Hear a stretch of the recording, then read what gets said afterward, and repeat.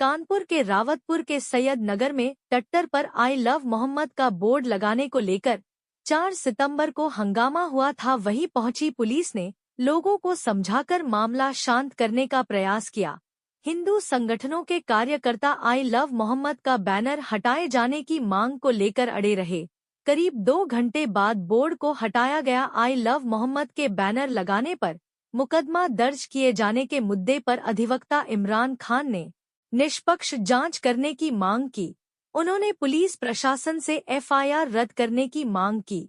चलिए आइए खुद सुनते हैं कि एडवोकेट इमरान खान व उनके सहयोगी एडवोकेट याकूब, एडवोकेट अली अकबर व एडवोकेट आमिर ने क्या कहा।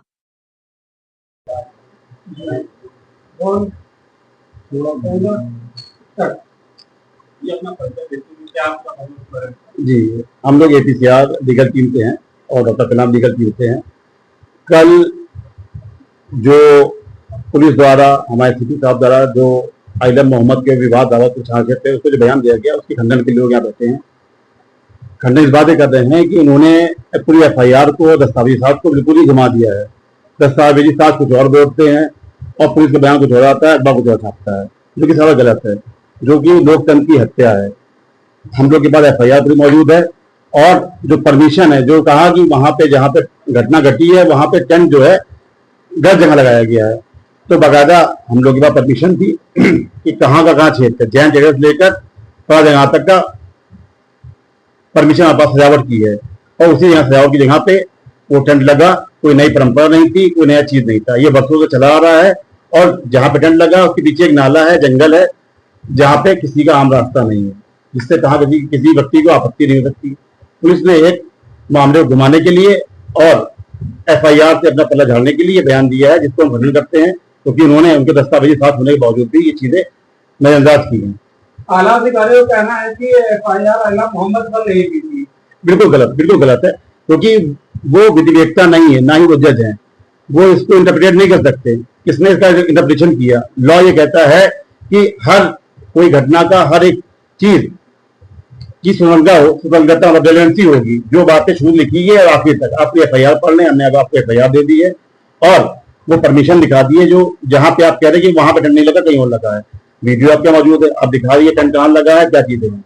तो ये सब बातें हैं कि लोगों को गुमराह करने के लिए और सीधा व्यक्ति फंसाने के लिए, जो कि बिल्कुल निंदनीय है और जिसका हम खंडन करते हैं। नहीं, पुलिस ने तो आश्वासन दिया कि हम इसकी जांच करेंगे, फिर पता लगेगा। मगर जब कल एक बयान आता है, आज सुबह हम लोग बयान पढ़ते हैं और ये देखते हैं कि जो हम लोगों ने बातें कही, जो साक्ष्य प्रस्तुत किए, उसके विपरीत बातें कही जा रही हैं।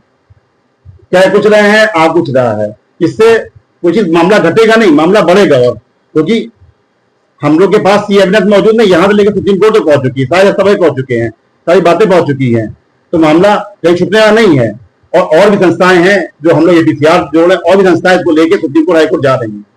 तो मामला आप डर रहे हैं देख के, एक भ्रमित कर रहे हो, देश की छवि को खराब कर रहे हो, लोकतंत्र को खराब कर रहे हो। ये पुलिस की क्या छवि है? बार बार सुप्रीम कोर्ट ने गाइडलाइन दे दी है कि पुलिस जो है अब पक्षपातपूर्ण कार्रवाई कर रही है। सबसे यूपी की पुलिस के ऊपर कई दाग लगे हैं, तो आप इस दाग एक और दाग लगा चाहते हो। जैसा कि आपका कहना है कि मामले में नया मोड़ आ गया है, नया रूप दे दिया है। असल में ये प्रकरण अगर शुरू से देखें तो 4 तारीख की घटना जो मुसलमानों ने एफआईआर दर्ज कराई, एक धर्म विशेष को टारगेट करने के लिए पुलिस ने मुसलमानों के ऊपर ही कार्रवाई करने के लिए 5 तारीख की घटना दिखा दी। 4 तारीख को जब हमने कंप्लेन करी है तो उसमें स्पष्ट रूप से बताया गया है, नेम्ड किया गया है लोगों को कि इन लोगों ने हमारे क्षेत्र में आकर के आई लव मोहम्मद के बैनर को हटाने का प्रयास किया, जबकि वो प्रशासन की अनुमति से लगा था। किसी भी ऐसी स्थान पर नहीं लगा था जो किसी की निजी संपत्ति हो, सार्वजनिक संपत्ति पे लगा हुआ था और पीछे उसके जंगल है, किसी को कोई आपत्ति होना नहीं चाहिए थी। 4 तारीख को जब इसमें आपत्ति की गई है तो हमने जब कंप्लेन करी, जिन लोगों के विरुद्ध हमने कंप्लेन करी और जिन लोगों ने कंप्लेन करी, तो जिन लोगों के विरुद्ध कंप्लेन करी उन्होंने पुलिस को अपने प्रभाव में लेकर के, जिन लोगों ने कंप्लेन करी उनके ऊपर फर्जी घटना दिखाकर 5 तारीख की एक एफआईआर दर्ज कर दी गई। और जो बोल रहे हैं कि इसमें आई लव मोहम्मद का कोई जिक्र नहीं, तो एफआईआर में आई लव मोहम्मद का नाम कैसे आ गया? आई लव मोहम्मद कहां से विवादित हो गया? पुलिस द्वारा स्वयं उस स्थान से बोर्ड हटाया गया जहां से हटाने का उनको अधिकार नहीं था। हम अपनी पूरी परमिशन से वहां पे बोर्ड लगाए हुए थे।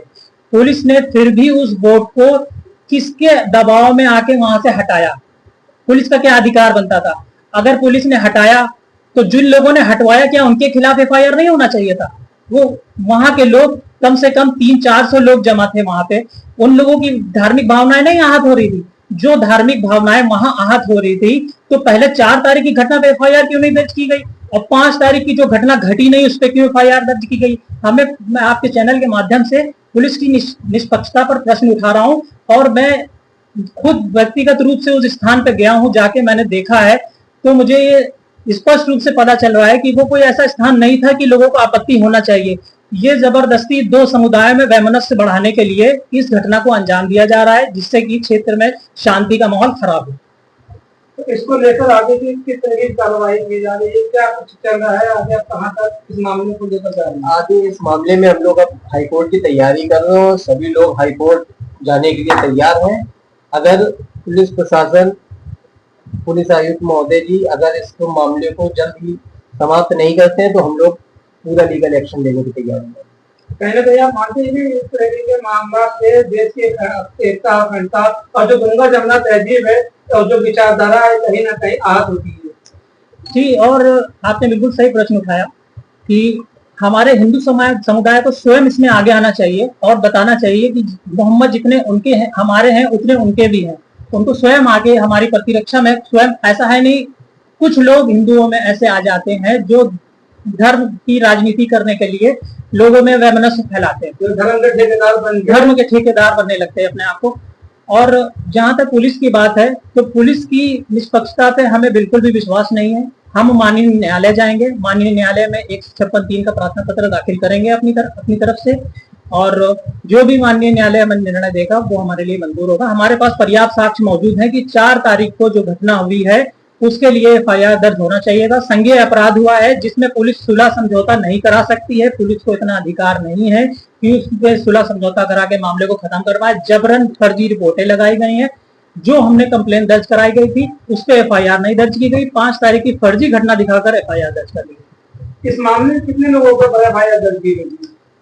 इस मामले में नामजद 9 आरोपी हैं और 15 अज्ञात हैं लगभग, और अभी इस मामले में बाकी जांच चल रही है। असल में इसमें उन्हीं लोगों को नेम्ड किया गया है जिन लोगों ने 4 तारीख को एफआईआर दर्ज करने के लिए प्रार्थना पत्र दिया था।